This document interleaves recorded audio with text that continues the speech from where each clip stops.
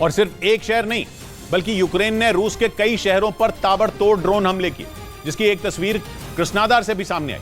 वहां भी यूक्रेन के निशाने पर रूस की एक तेल रिफाइनरी थी, जहां यूक्रेन के ड्रोन ने हमला बोल दिया, जिसके बाद उस तेल रिफाइनरी से आग की ऊंची ऊंची लपटें उठती नजर आईं। रूस के कृष्णादार प्रांत में मौजूद ये तेल रिफाइनरी काला सागर के नजदीक है, जिस पर ड्रोन से हमला किया गया। इस हमले की वजह से वहां अफरा तफरी मच गई, क्योंकि तेल होने की वजह से आग तेजी से फैल रही थी। लेकिन इस घटना के तुरंत बाद दमकल कर्मचारियों ने मोर्चा संभाल लिया। उन्होंने बिना देरी किए आग बुझाने का काम शुरू कर दिया और 2 घंटे की कड़ी मेहनत के बाद उन्होंने आग को पूरी तरह बुझा दिया। रूस का आरोप है कि यूक्रेन ने इस हमले को अंजाम दिया। इस बीच रूस की खुफिया एजेंसी एफएसबी ने दावा किया कि यूक्रेन के इशारे पर क्राइमिया में एक बड़े और खतरनाक ऑपरेशन की साजिश रची जा रही है, जिसके लिए हथियार, विस्फोटक और जासूसी के सामान के साथ कुछ लोग रूस के कब्जे वाले क्राइमिया में इकट्ठा हुए थे। लेकिन ये अपने मकसद में कामयाब होते उससे पहले ही इस ऑपरेशन में शामिल लोगों को रूस की खुफिया एजेंसी और वहां की सेना के जवानों ने दबोच लिया। रूस ने इस कार्रवाई का एक वीडियो भी जारी किया, जिसमें गाड़ी से भाग रहे एक यूक्रेनी नागरिक को एफएसबी के लोग पकड़कर जमीन पर गिराते दिखे और उससे उसकी पहचान पूछते नजर आए।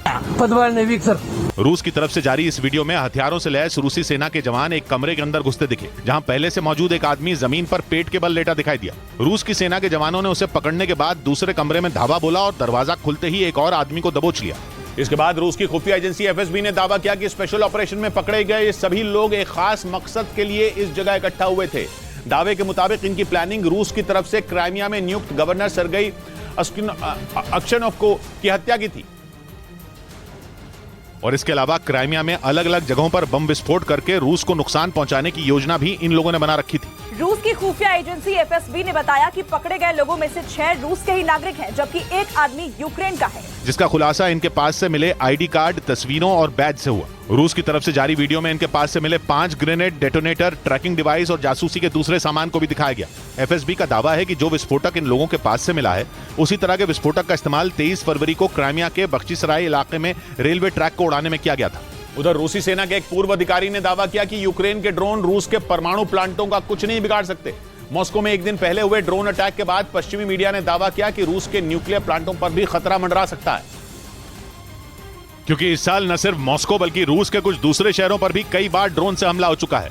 यानी ज़ेलेंस्की की सेना अब रूस में घुसकर बड़े हमलों को अंजाम देने में जुटी है। एक दिन पहले मॉस्को में क्रेमलिन पर हुए हमले के बाद तो यह खतरा और बढ़ गया, जिसे देखते हुए पश्चिमी मीडिया ने यह तक दावा कर दिया कि अब रूस के परमाणु पावर प्लांटों को भी निशाना बनाया जा सकता है।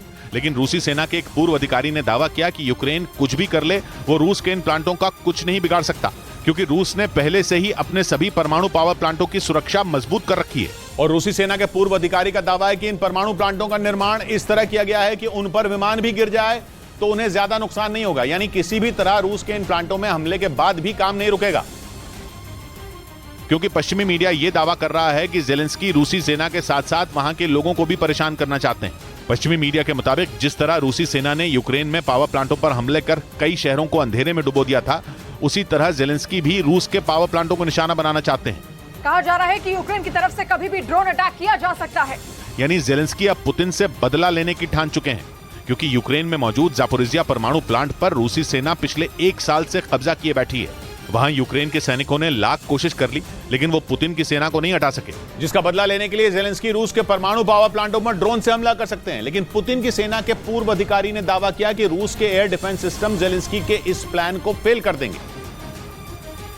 हालांकि यूक्रेन ने इसकी शुरुआत पहले से ही कर दी थी। रूस के मीडिया के मुताबिक हाल ही में कुर्स्क शहर में मौजूद रूस के न्यूक्लियर पावर प्लांट पर हमले की कोशिश की गई थी। रूस का यह शहर यूक्रेन की सीमा से महज 450 किलोमीटर दूर है और वहां भी ड्रोन से ही हमला किया गया था। दावा है कि रूस के एयर डिफेंस सिस्टम ने यूक्रेन के इस हमले को नाकाम कर दिया, लेकिन कहा जा रहा है कि रूस पर यह खतरा टला नहीं है, क्योंकि ज़ेलेंस्की के सैनिक आगे भी रूस के परमाणु पावर प्लांटों को निशाना बनाने की कोशिश कर सकते हैं।